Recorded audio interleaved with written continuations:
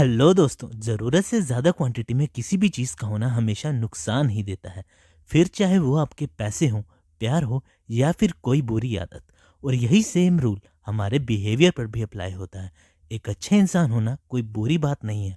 Problem तो तब होती है जब आप हर सिचुएशन का सोल्यूशन नाइस बनकर निकालने लगते हैं। नाइस लोगों का सोचना होता है कि अगर वो सबकी हेल्प करेंगे, किसी का दिल नहीं दुखाएंगे, सबकी केयर करेंगे, तो लोग भी उनके साथ ऐसा ही करेंगे। लेकिन कहते हैं सीधे पेड़ों को पहले काटा जाता है। ऐसे ही ज़्यादा नाइस होना आपको आपकी सेल्फ रिस्पेक्ट, रिलेशनशिप्स और सक्सेस से दूर कर सकता है। यहाँ तक कि फीमेल्स भी बैड गाइज की तरफ ज़्यादा अट्रैक्ट होती है as compare to nice guys. और अगर आप भी ऐसे ही कुछ मेल्स में से हैं तो ये वीडियो आपके लिए है। तो आज हम बात करेंगे नो मोर मिस्टर नाइस गाइज बुक में से लिए हुए कुछ ऐसे साइकोलॉजिकल फैक्ट्स की जो आपको बताएंगे कि नाइस लोग क्यों टैलेंटेड और इंटेलिजेंट होने के बाद भी अट्रैक्टिव नहीं बन पाते, और आप अपने इस नाइस बिहेवियर को कैसे चेंज कर सकते हैं। तो फिर आइए शुरू करते हैं। तो सबसे पहले हम जानेंगे कि नाइस लोगों का ऐसा कौन सा बिहेवियर होता है जो उनके लिए जीवन में मुश्किलें पैदा करता है। इसमें सबसे पहले वो लोग आते हैं जो किसी को भी ना नहीं बोलते। ये हमेशा सबकी हेल्प के लिए तैयार रहते हैं। इनसे जो भी हेल्प मांगता है ये लोग अपने काम छोड़कर उनकी हेल्प पर ज़्यादा फोकस करते हैं। दूसरे वो जो हमेशा दूसरों को खुश रखने में अपनी खुशी मानते हैं, स्पेशली अपनी गर्लफ्रेंड या वाइफ को। यानी अपने आप को खुश रखने के लिए इन्हें दूसरों का अप्रूवल लेना पड़ता है। और तीसरे वो लोग जो अपनी गलतियों को छुपाते हैं इस डर से कि उनके अपने ही कहीं उनसे नाराज ना हो जाए या उन्हें छोड़कर ना चले जाएं। इनमें वो लोग भी आते हैं जो मानते हैं कि हम लोगों से इतना करते हैं पर बदले में हमें कुछ नहीं मिलता। और लास्ट में वो जो रिलेशनशिप में जाने के लिए पूरे एफर्ट लगाते हैं और बातों तक तो पहुंच जाते हैं, लेकिन इंटीमेट रिलेशनशिप बनाने में सक्सेसफुल नहीं हो पाते। अब आप सोच रहे होंगे कि इसका मतलब क्या आप किसी की हेल्प ना करें, क्या आप बुरे बन जाएं। ऑथर किसी को भी बैड बिहेव या बुरा बनने की सलाह नहीं देते। वेल, नाइस ना होना और बुरा बनना दोनों ही बहुत अलग अलग बात है। आइए आगे की पॉइंट्स की हेल्प से जानते हैं कि आपको करियर, रिलेशनशिप और लाइफ में सक्सेस पाने के लिए कैसा माइंडसेट डेवलप करना पड़ेगा।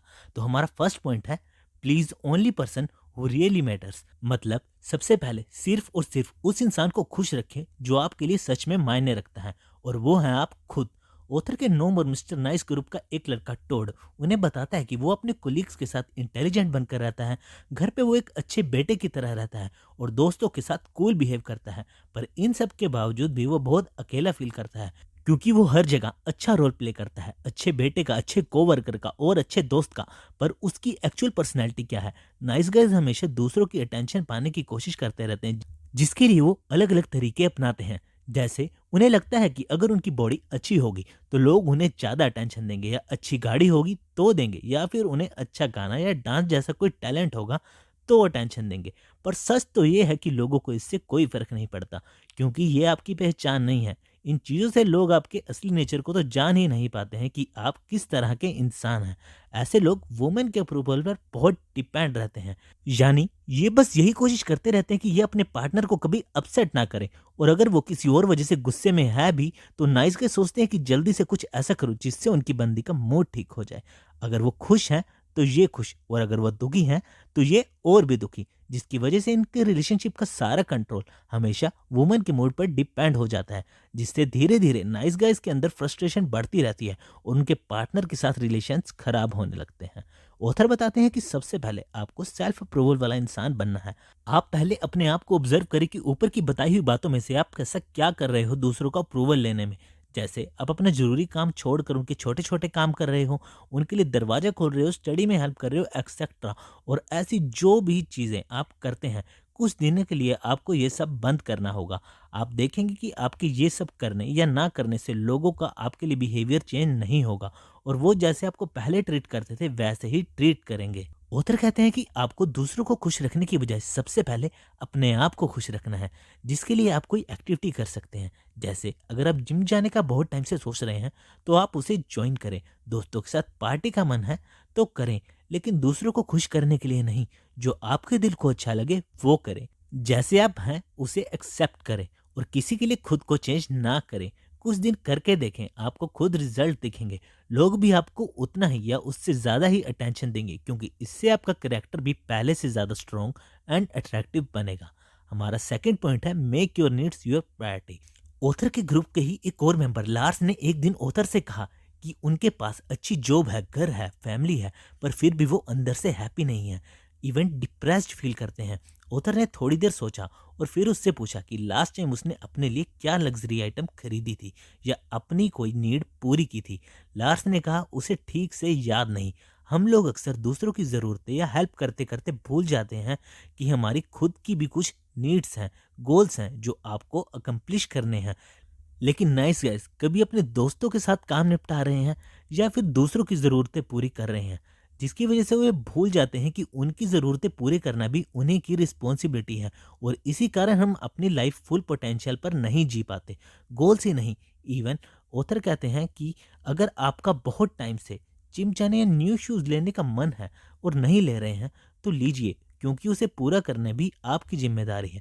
ऑथर बताते हैं कि पुट योर सेल्फ फर्स्ट, यानी आपको सबसे पहले अपने आप को प्रायोरिटी देनी है। हालांकि आपको ये करना बहुत ही सेल्फिश और सेल्फ सेंटर्ड लगेगा, क्योंकि आप अपनी ज़रूरतों को सबसे ऊपर रख रहे हो। पर लाइफ में समटाइम्स अपने लिए कुछ करने से हमारा कॉन्फिडेंस बढ़ता है और मेंटल हेल्थ भी इम्प्रूव होती है। ऑथर आपको ये नहीं कह रहे कि आप अपने सारे पैसे इधर उधर उड़ा दें। अगर आप अच्छे से अर्न कर रहे हैं और फैमिली को भी सपोर्ट कर रहे हैं तो कुछ पैसों से आप अपने आप को पार्टी दें। अपने लिए कुछ खरीदें या कुछ सीखना है तो सीखें। इसको स्टार्ट करने के लिए आप सिर्फ एक वीक अपनी नीड्स को पूरा करें और अपने खास दोस्तों को आपको इसमें सपोर्ट करने को कहें। तभी आप अंदर से कॉन्फिडेंट बन पाएंगे और जब आप कॉन्फिडेंट होंगे तो लोग भी आपसे बात करना पसंद करते हैं। थर्ड चेंज जो आपको नाइस गाय से अल्फा मेल बनाएगा वो है रिक्लेम योर पावर। एक अल्फा मेल बनने के लिए आपके पास पर्सनल पावर पर कंट्रोल होना बहुत ज़रूरी है। आपकी पर्सनल पावर आपको इंक्रीज करने के लिए सबसे पहले अपने फियर फेस करने हैं। फिर चाहे वो इंटरव्यू में फेल होने का फियर हो, किसी के छोड़ जाने का हो, कोई सच बोलने का हो या फिर कोई डिसीजन लेने का। लाइफ में ऐसी बहुत सी जगह हम कोई बड़ा स्टेप लेने से डरते हैं कि कहीं कुछ गलत ना हो जाए या प्रॉब्लम ना बढ़ जाए, और यही फियर्स फिर हमें सक्सेस पाने से रोकते हैं। ऑथर कहते हैं कि जब भी आप किसी सिचुएशन में हो, सिर्फ अपने आप से यही कहें कि मैं इसे हैंडल कर सकता हूँ और जो मर्जी हो जाए मैं इसे हैंडल करूँगा। यही पॉजिटिव अफर्मेशन आपको स्ट्रॉन्ग बनाती है। जबकि दूसरी तरफ फियर से दूर भागकर एक्सक्यूजेस देने वाले लोग लाइफ टाइम वीक रह जाते हैं और कुछ बड़ा अचीव नहीं कर पाते हैं। ऑथर कहते हैं कि बार बार ऐसा कहने से कि मैं इस प्रॉब्लम को हैंडल कर सकता हूँ, ऐसा नहीं है कि आपको डर नहीं लगता, बस आप में उस डर से लड़ने की ताकत आ जाती है। आपकी पर्सनल पावर इंक्रीज होती है। जब भी आपके साथ लाइफ में कुछ बुरा हो, फेलियर फेस करना पड़े, मत सोचिए कि ये सब मेरे साथ ही क्यों हो रहा है, बल्कि ये सोचिए कि इस फेलियर से आपको क्या लेसन सीखने को मिला। दूसरी चीज़ जो आपको आपकी पावर रिक्लेम करने में हेल्प करती है वो है एक्सप्रेस योर फीलिंग्स। ऑथर बताते हैं कि नाइस पीपल अपनी फैमिली, दोस्तों, क्रश से अपनी फीलिंग्स छुपाते हैं, यही सोचकर कि कहीं उन्हें बुरा न लगे या उन्हें वो छोड़कर ना चले जाएं। पर अपनी फीलिंग्स को एक्सप्रेस करना आपको स्ट्रॉन्ग एंड कॉन्फिडेंट बनाता है। अगर आपको अपने दोस्त या पार्टनर की कोई भी चीज़ गलत लग रही है तो आपको उसे एक्सप्रेस करना चाहिए, उसे आराम से बताना चाहिए कि आपको उसकी इस बात का बिल्कुल भी अच्छा नहीं लगा। आपको लड़ना नहीं है, बट अपनी फीलिंग्स भी एक्सप्रेस करनी है। इससे आपके रिलेशंस में आपको इम्प्रूवमेंट देखने को मिलेगी। और लास्ट चीज़ जो आपको आपकी पावर रिक्लेम करने में हेल्प करती है वो है सेटिंग द बाउंड्रीज। मेल्स अपनी सेल्फ रिस्पेक्ट तब खो देते हैं जब हम अपने लिए स्टैंड नहीं लेते। आपने कई बार ऐसी प्रॉब्लम फेस की होगी जहां आपके फ्रेंड्स मजाक करते करते आपकी इंसल्ट करने लगते हैं, जो कि बिल्कुल भी बर्दाश्त करने वाली बात नहीं है। अगर आपको बुरा लगता है तो आपको नाइस बनकर टॉलरेट नहीं करना, बल्कि उनसे अकेले में बुलाकर उनसे कहें कि आप ये टॉलरेट नहीं करेंगे। अगर आपको दोस्ती रखनी है तो रखें, नहीं तो रहने दें। सेम ही रिलेशनशिप्स में भी है। Most of the nice guy relationship बचाने के चक्कर में सेल्फ रिस्पेक्ट खो देते हैं, जबकि आपको अपने पार्टनर को साफ साफ बता देना चाहिए कि आपको ये चीज़ें अच्छी नहीं लगती हैं, और अगर आप रिलेशनशिप को अच्छे से निभाना चाहते हैं तो इन चीज़ों का ध्यान रखें और बदले में आपकी जो बिहेवियर्स उन्हें नहीं अच्छे लगते उसका भी ध्यान रखें। फ्रेंडशिप हो या रिलेशनशिप्स, हमेशा कुछ बाउंड्रीज सेट कीजिए। इससे आपकी लोगों के बीच इंटीग्रिटी और सेल्फ रिस्पेक्ट बढ़ती है। आगे बढ़ने से पहले अगर आपको ये वीडियो अच्छी लग रही है तो जल्दी से इसे लाइक कर दें और चैनल को सब्सक्राइब कर दें। तो फोर्थ चीज़ जिसका आपको ध्यान रखना है वो है रिक्लेम योर मैस्कुलिनिटी।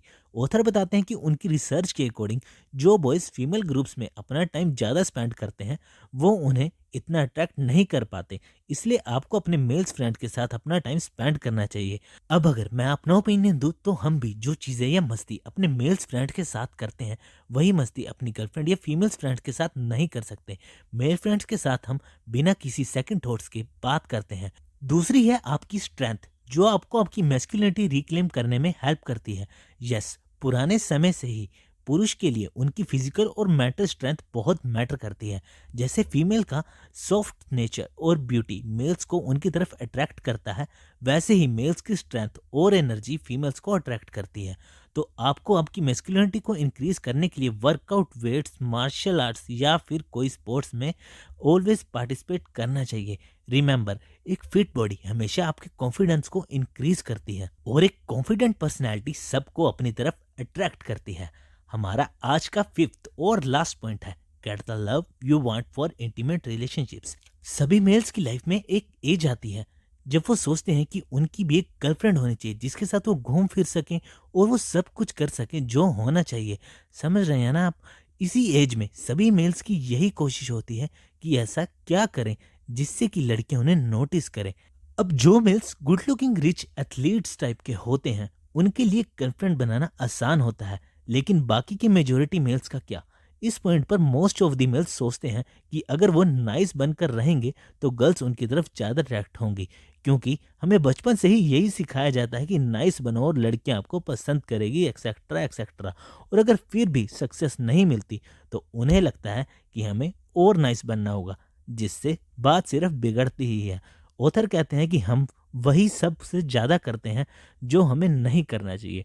ऑथर बताते हैं कि अल्फा मेल्स कभी भी ये नहीं सोचते कि वो लड़कियों को कैसे इंप्रेस करें, बल्कि वो स्ट्रॉन्ग, फियर्स, सेल्फ कॉन्फिडेंट इंसान होते हैं।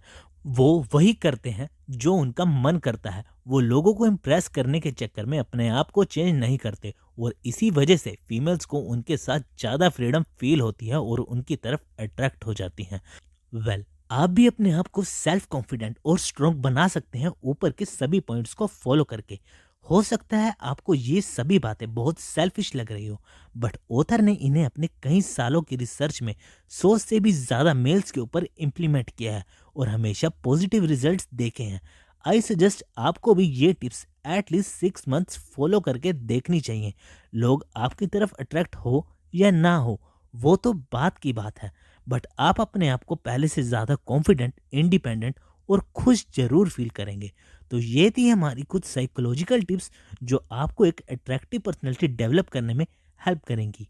आई होप आपको ये अच्छी लगी होंगी और अगर अच्छी लगी हो तो चैनल को सब्सक्राइब ज़रूर कर देना। मिलते हैं अगली वीडियो में, तब तक के लिए टाटा।